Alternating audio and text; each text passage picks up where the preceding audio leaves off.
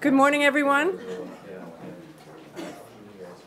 My name is Patricia Mueller, and I'm the Chief Executive Officer of Homes First.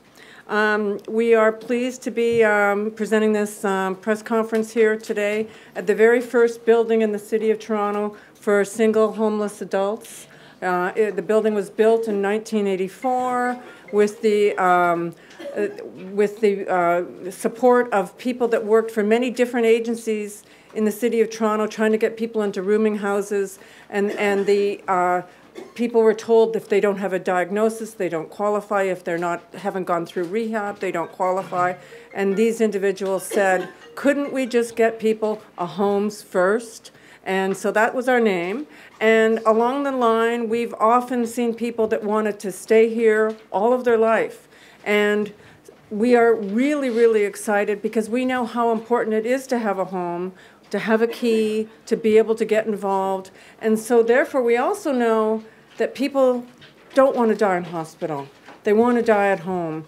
And we also know that this is a very prominent neighborhood for people that may have been marginalized. So we're thrilled to be able to support people in decline, to support people to stay in their community when they become palliative. So we're really, really thrilled. And so with that, I would like to welcome the minister. And Dr. Eric Hoskins, as you all know, was first elected to the Ontario Legislature as MPP for St. Paul's in 2009. It's enough? I think they know your bio, but thank you very much for honoring us today.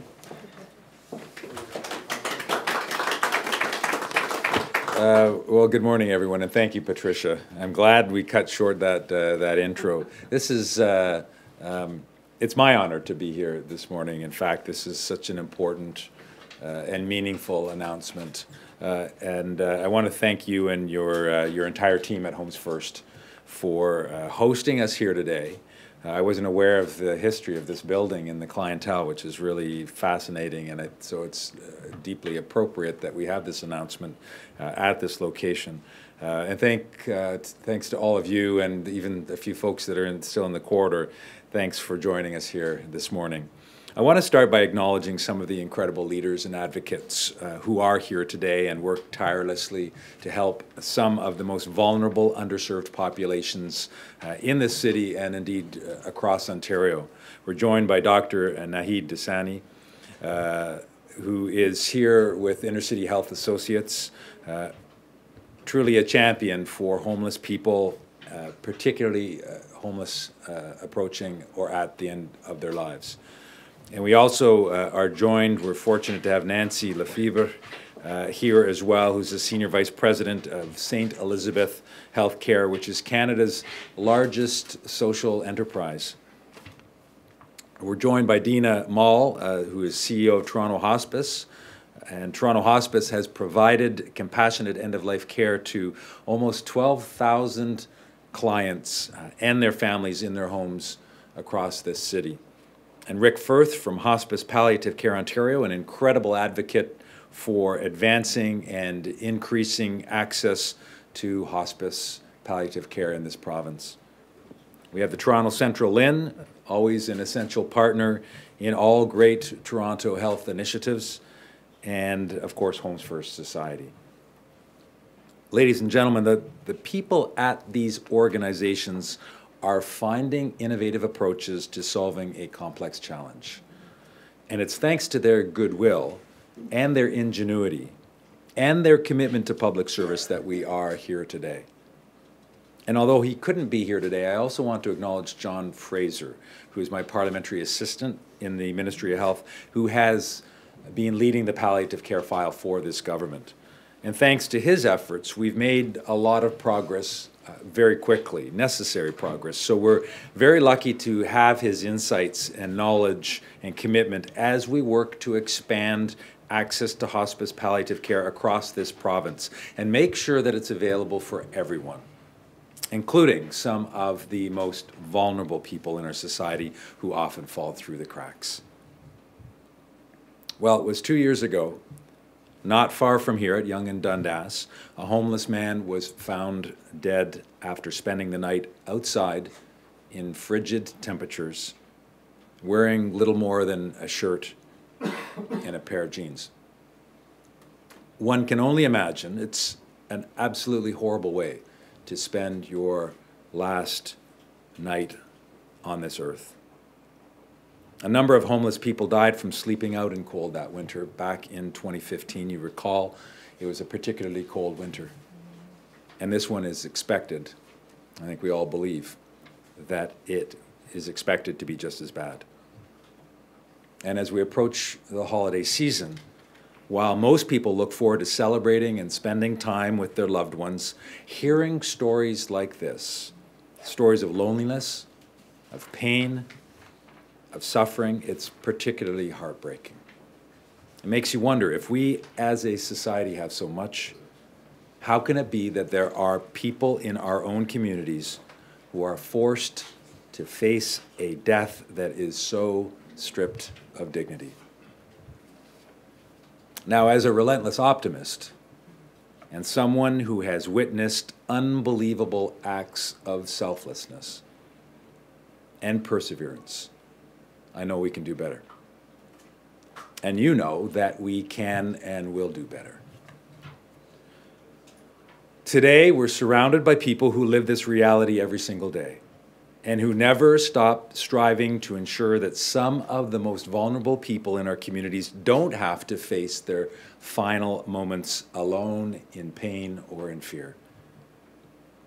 And that's what the hospice palliative care community does. It's a community that quite literally built itself from the ground up with countless hours, I think probably more than anything else in the healthcare sector, countless hours put in from volunteers and people who believe in the power of the community, of helping our fellow man or woman live well until their very last breath.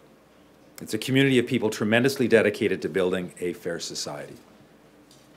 And here in Canada, our belief in universal health care has become one of our defining characteristics.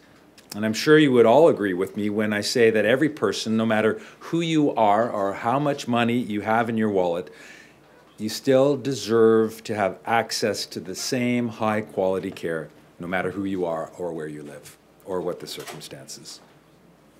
But we also know that we are living in challenging times, where despite many people doing well, it's easy for others to fall through the cracks. So as government, our job is to take on those challenges, those gaps, so that everyone, no matter your income, your ethnicity, or your family history, everyone has the same chance to live a fulfilling, healthy life. And a strong healthcare system can play a big role in creating that fair and equal playing field.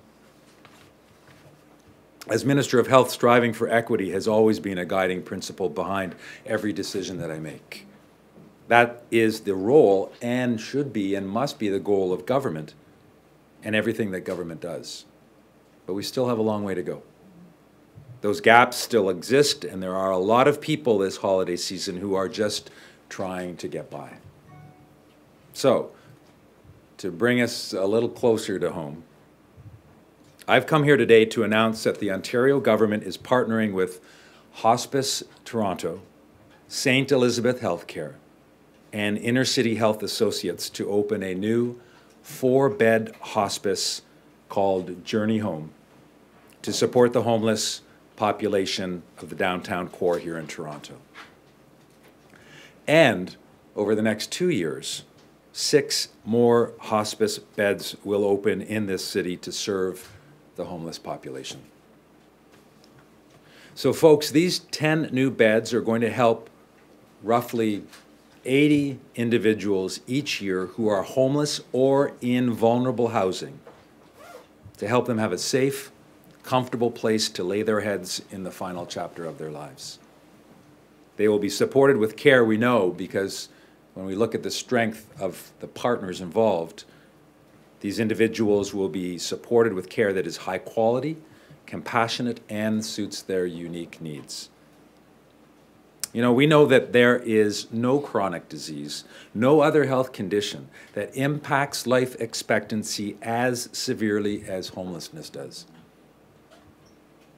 That's an incredible statement and sentence when you think about it. No other chronic disease, No other health condition impacts life expectancy as much as homelessness does. In fact, here in Toronto, at least 70 homeless people died in the first 9 months of this year alone. And tragically, the median age of those who died was just 48. Lives cut far too short. Now, especially at this time of year, as the city dips down to freezing temperatures around the holiday season and after, we are pointedly reminded of the challenging realities facing some of the most vulnerable people in our communities. And those realities exist beyond the downtown core here in Toronto. We know that homelessness is something that people are experiencing across the province. So I'm also pleased to announce today that our government this year is investing an additional $1.1 million to support local efforts province-wide to improve access to hospice palliative care for people who are homeless. You'll know that our government has set an ambitious goal to end chronic homelessness by 2025.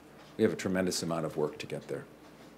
And we can only work towards achieving that goal by taking the lead from partners like the ones that are here with us today, who are truly at the front lines. You have the skills, the knowledge, and the innovative ideas to make a difference in the lives of some of the most vulnerable, marginalized people in this province.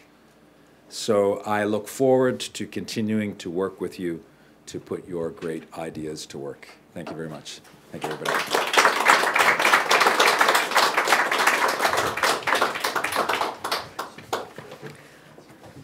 Thank you very much, Minister. I'd now like to call on Dr. Naheed Dassani to say a few words, and he is with the Inner City Health Team, and I don't know if you would like me to share your whole biography with the group? Okay. Don't want to be cut off. Thank you, Patricia, and good morning, everyone. Most Canadians want to die at home, but where do you go to die when you have no place to call home? Terry was a 32-year-old homeless gentleman whom I met during my residency training. After being diagnosed with a widespread head and neck cancer that disfigured him, Terry began to isolate himself due to feelings of sadness, anger, and frustration. His long-standing chronic mental illness, schizophrenia, and substance use often made it difficult to attend appointments and adhere to care plans. Unfortunately, this was no different when he was diagnosed with life-limiting cancer. So he did what anyone would do as he started to experience pain. He went hospital to hospital, ER to ER, walk-in clinic to walk-in clinic, trying to seek the kind of pain control that any Ontarian should really have access to. Unfortunately, for a variety of reasons that are being discussed today, Terry was not able to access the medicines he needed to actually appreciate a good quality of life. Unfortunately, his pain perpetuated him into a cycle of anger, sadness, and anguish. Terry ended up dying due to an overdose from alcohol and street drugs, maybe as a way to seek pain relief both physically and emotionally. This traumatic and tear-gripping story rocked my world as a health provider, displaying the complex needs of our society's most vulnerable. At any given time, there are more than 5,000 unique individuals experiencing homelessness in the city of Toronto, living in the streets and in shelters. But for every one homeless person we see in the city, there are also 23 others who are vulnerably housed, who are just as sick. Sadly, every year, many people like Terry die in isolation with few supports around them. People who are homeless carry a higher rate and burden of illness. About 75% have at least one or more chronic diseases, and life expectancies range from 34 to 47 years old. In addition, there's more trauma, discrimination, social isolation, mental health concerns, and barriers in accessing mainstream health services. Being sick, of course, is very hard, but being sick and living and dying in a shelter or on the street or in a crowded rooming house is even harder. Journey Home Hospice will provide a warm and welcoming place for people like Terry to spend their last days and weeks of life. A place where they can receive high-quality, compassionate care that is tailored to their needs. A place that is welcoming to their street family and friends, and where health professionals and volunteers have specialized training in harm reduction approaches and complex mental health and addictions issues. As a center for excellence, for best practice for homeless and end-of-life care, Journey Home Hospice will accept and meet people where they are at, offering people like Terry a better life and perhaps a better end-of-life journey in a home-like setting and a more suitable place to die. Thank you.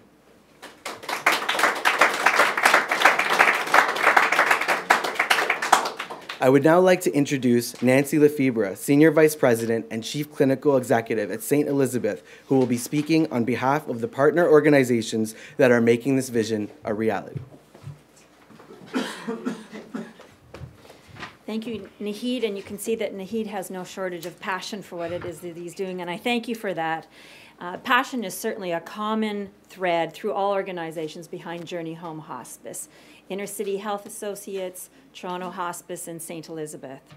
And when we first came together to embark on this project, we knew we were taking on a very big challenge, tackling not just one, but two tough societal issues that are often avoided, homelessness and death and dying. But after working with the team for the past 12 months, I honestly can't imagine a group of people who are more fit for this challenge. We each bring a unique perspective, specialized knowledge and expertise in the many facets of launching, operating, and sustaining a hospice for the homeless.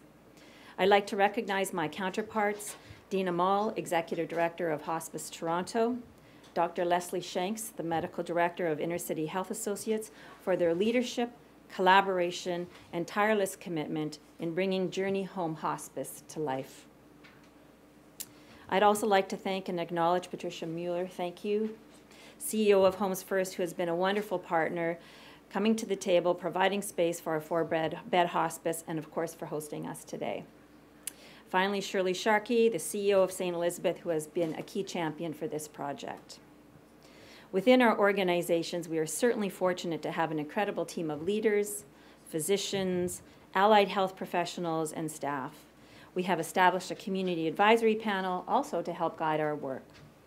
As I said, passion runs deep, and when people rally around a common vision, it's amazing what can happen. On that note, we'd like to thank Minister Hoskins for your support, Parliamentary Assistant John Fraser, who's been incredibly supportive to the whole hospice movement, the Ontario government, and the Toronto Central Local Health Integrated Network, who's represented by Rose Cook here today. Thank you, Rose, for investing in our hospice and your strong support. And also Rick Firth, the Executive Director or CEO of Hospice Palliative Care Ontario, for without your support, we wouldn't be here as well.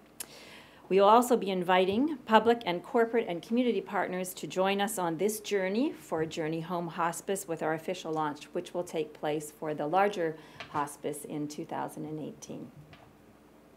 But I thank you all for coming and for joining us today on this really super exciting day. Thank you.